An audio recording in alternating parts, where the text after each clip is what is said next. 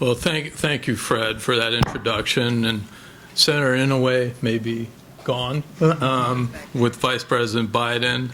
Secretary Mineta, like you, I'm proud to be an American. Unlike you, I'm lucky enough to be 6 foot tall behind this podium.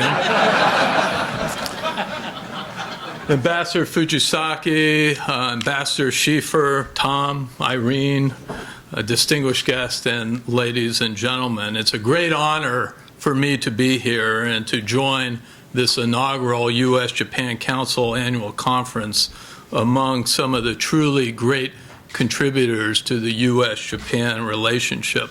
I'm truly excited to be a part of this event. I wasn't supposed to be here.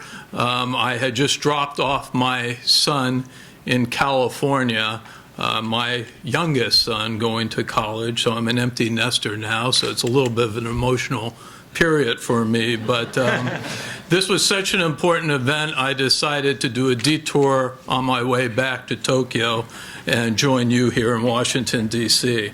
And what strikes me as I look at today's schedule is the importance of the challenging agenda you've put together. It's also very encouraging to have a strong non-governmental organization with such an experienced and energetic membership that is also passionate and committed about the issues that you will be discussing today and those issues that you discussed yesterday.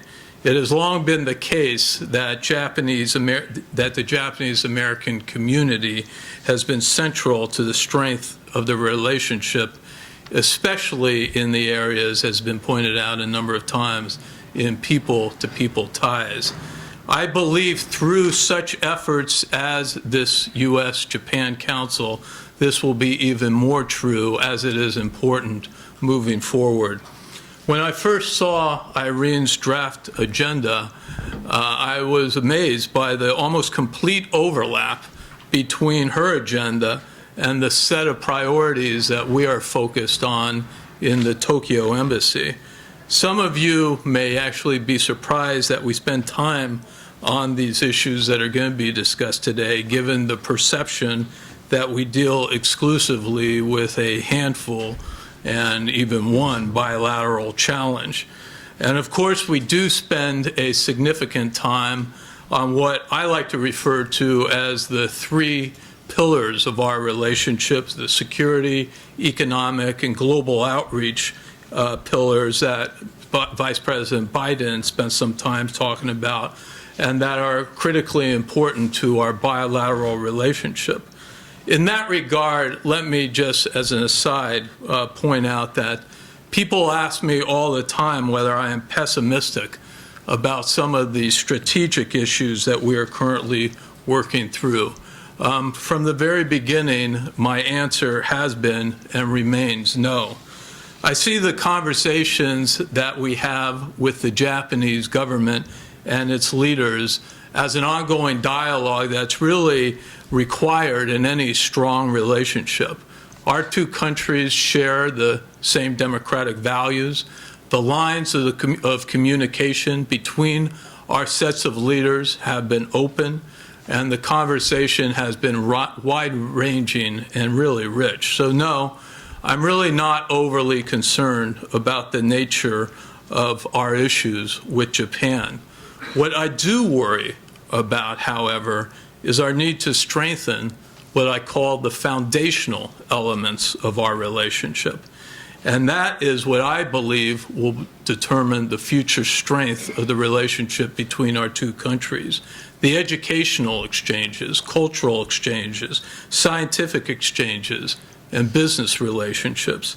And it is in this area that I think your agenda captures so well the essence of what needs to be discussed. And as I said, it's not an easy agenda that you're dealing with in these next couple of days and the weeks and months to come. Let me just focus on one example here that's already been raised, education. Educational exchanges between our two countries are in steep decline. The number of Japanese students choosing to study in the United States, as you know, is steadily decreasing in recent years, and the number of students choosing to study in Japan is woefully low. The reasons are complex, and I don't have time to go into them today. There's obviously the cost issue. There's a demographics issue, the fact that there's a declining population, a declining number of students in Japan. There's the fact that it's easier to get into the good universities in Japan because of the declining population. The fact that students believe that their career opportunities are not as good if they come and study in the United States than if they remain in Japan in college.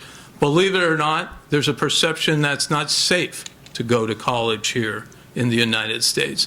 And then there's a host of other issues like different academic years, the difficulty of transferring units, and I could go on. The bottom line, though, is this is a disturbing trend that we must work to counter. As many of you, I'm sure, have found in your own lives and the lives of your children, the impressions formed through study abroad experiences inform a person's perspective throughout his or her entire life. Many of Japan's CEOs and political leaders who I've met in the last year and who are most committed to the relationship with the United States have studied here in this country, and the reverse is also true. The more Japanese and Americans who have these experiences, the stronger the foundation of our relationship in the future. As ambassador, I have a role to play in that area. I'm meeting with students all over Japan and have made education a high priority of our embassy. But many of you as business people, educators, and community leaders, you also have a role to play. And I'm very much looking forward to hearing the actionable strategies that come from your working group discussions today to learn how we can partner in this important area. In the same vein as I stand here in our nation's capital, I would add that the area of Diet-Congress relations is another foundational element that needs attention. During my past year in Japan, I have met numerous young and impressive leaders in all the different parties in Japan, and we need to do a much better job of connecting them with our next generation of leaders in this country. This is another one of our priorities in Tokyo, and I'm very interested to hear some of this group's thoughts on how we can make a difference in this area. Now let me turn briefly to some of the other areas of cooperation you will be discussing today and you discussed yesterday, which offer meaningful contributions to each of our economies, to addressing global concerns, and to expanding U.S.-Japan relations. I am particularly interested in your discussions on clean and green technology. When President Obama visited Tokyo last November, he and former Prime Minister Hatayama agreed that the United States, as two of the world's leading investors in energy research and development, should expand our cooperation to develop solutions to the twin challenges of energy security and climate change. Since then, we have been deepening our cooperation on energy technology in several areas: low carbon technology, energy efficiency, and smart grid technology, just to name a few. But I think we all know there is a lot more we could be doing in these areas. The potential for significant progress is huge. And I can tell you that after having traveled throughout Japan the last year and seen some of the cutting-edge technologies that are being developed, the opportunities in both the public and private sector for further collaboration are enormous. Transactions such as the one that Toyota entered into in its partnership with Tesla Motors, which is a Silicon Valley company, to develop the next generation of electric cars, are significant. But these types of transactions need to be much more frequent. Let me also touch on the related topic of innovation and entrepreneurship, an area I know well from my 25 years in the Silicon Valley.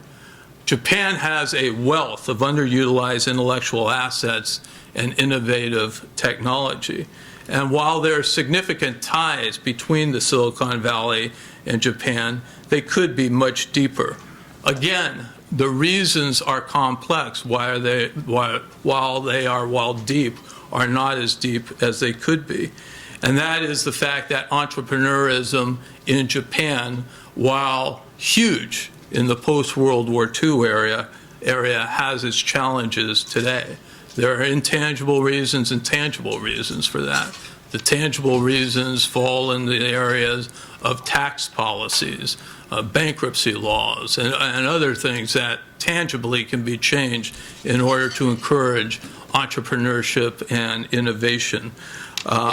But more important, in my view, are some of the intangible reasons, and that is the fact that Japan in recent years has not been as much of a risk-taking culture as it once was, and the fact that the formula for places like the Silicon Valley involve bringing resources and diversity from all over the world. I believe that unlocking Japan's tremendous potential, and I also believe that that tremendous potential will be unlocked, and it will make the cutting-edge technology available in Japan to the world. It will create new jobs, it will strengthen our economies, and it will assist both our nations in meeting the pressing global issues we both face. So again, this is a high priority that we are taking in the U.S. government in Tokyo. I'm also interested to see that you will be discussing transportation and high-speed rail. I regularly utilize the Shinkansen and recently had the opportunity to test ride the next generation superconducting maglev. Now, while I know that this area is very competitive worldwide, Japan's technology and operating experience could make a tremendous contribution to U.S. communities that are considering high-speed rail, as well as greatly expand the depth of our bilateral relations. So I'm interested to hear what this group will be recommending in that area. Finally, I just want to applaud your focus on women in the workplace, another challenging but very important issue to take on. I will be participating in the upcoming Women's Entrepreneurship Summit under APEC this November, and this is just one of the ways that we are looking at women's issues as part of our broader agenda in Japan. As an aside, my wife, who started her own successful law firm, has plans to speak throughout Japan during this upcoming year about her experiences and challenges in this country in balancing career and family. Japan's economy, as our own, will only benefit from finding ways to better incorporate the talent and energy women can contribute to the workforce. So that's a long list of issues that you're going to be taking on. But in closing, let me congratulate you on this rich and important agenda. It is critically important, and I look forward to your recommendations, and I look forward to working with you in the weeks, months, and years to come to tackle these important issues for the U.S.-Japan relationship. Thank you very much.